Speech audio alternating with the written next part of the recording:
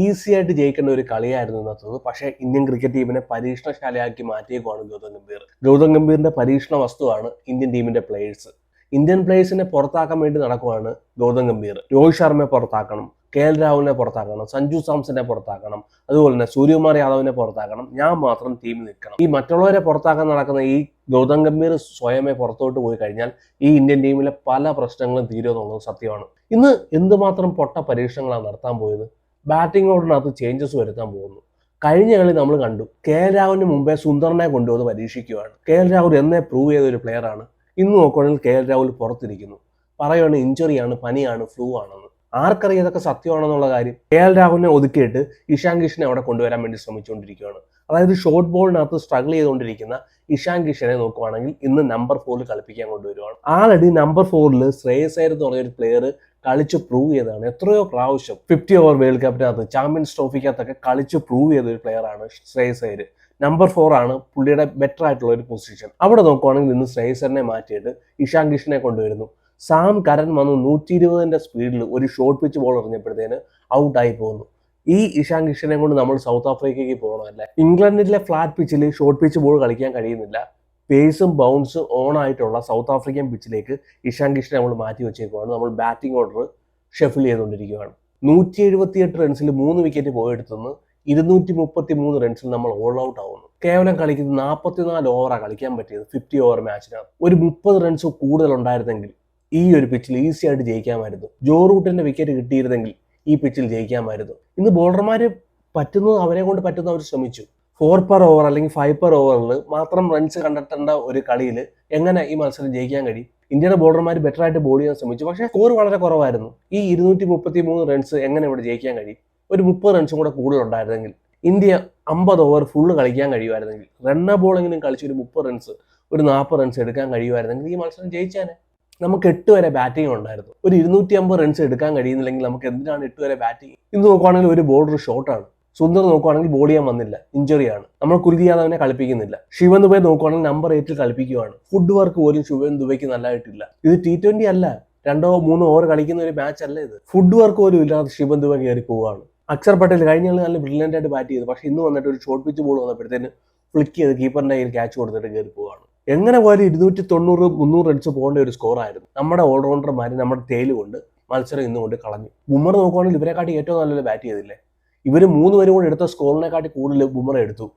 13 ബോളിൽ 20 റൺസ് എടുക്കുന്നു, 3 4 1 6, 158 റൺസ്. ഒരു ഓവറിനകത്ത് നോക്കുവാണെങ്കിൽ മഹമ്മൂദിനെ 18 റൺസ് അടിച്ചത്. ഷോർട്ട് പിച്ച് ബോളൊക്കെ നോക്കുവാണെങ്കിൽ ബൗണ്ടറി കടത്തുന്നു. സുന്ദറും അക്ഷർ പട്ടേലും ശിവൻ ദുബെയും കൂടെ വന്നിട്ട് ഷോർട്ട് പിച്ച് ബോളിൽ സ്ട്രഗിൾ ചെയ്യുന്നു. ഇഷാൻ കിഷൻ വന്നിട്ട് സ്ട്രഗിൾ ചെയ്യുന്നു. ഇങ്ങനെ പൊട്ടത്തരം കാണിക്കാൻ വേണ്ടി എന്തിനാണ് ഗൗതം ഗംഭീറിനെ ടീമിൽ വെച്ചിരിക്കുന്നത്?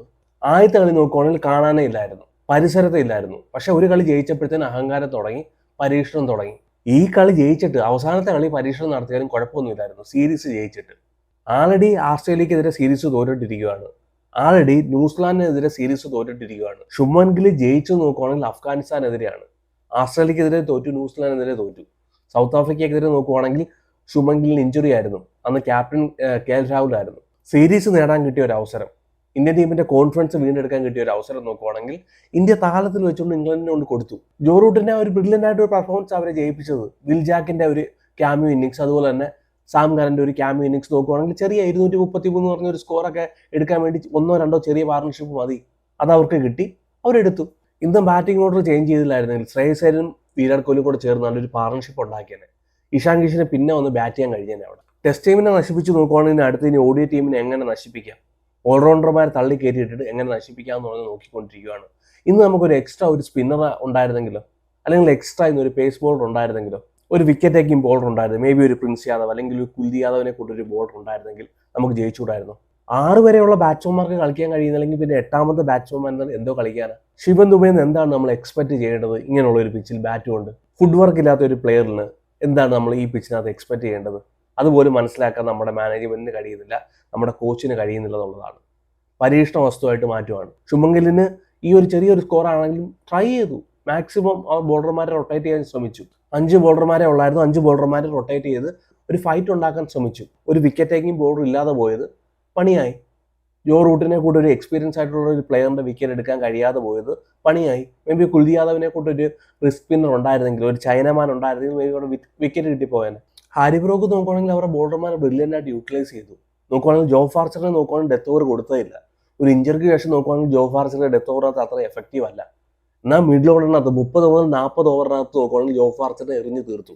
ജോ ഫാർച്ചർ വന്നിട്ട് ഇമ്പോർട്ടൻ്റ് ആയിട്ടുള്ള വിക്കറ്റ് എടുക്കുന്നു. വിരാട് കോഹ്ലിയുടെ വിക്കറ്റ് എടുത്തുവാണ്. അക്ഷർ പട്ടേലിന് ശിവൻ ദുബയുടെ വിക്കറ്റ് എടുക്കുന്നു. അവിടെ വന്നിട്ട് നിർണായകമായിട്ടുള്ള വിക്കറ്റ് എടുക്കുന്നു.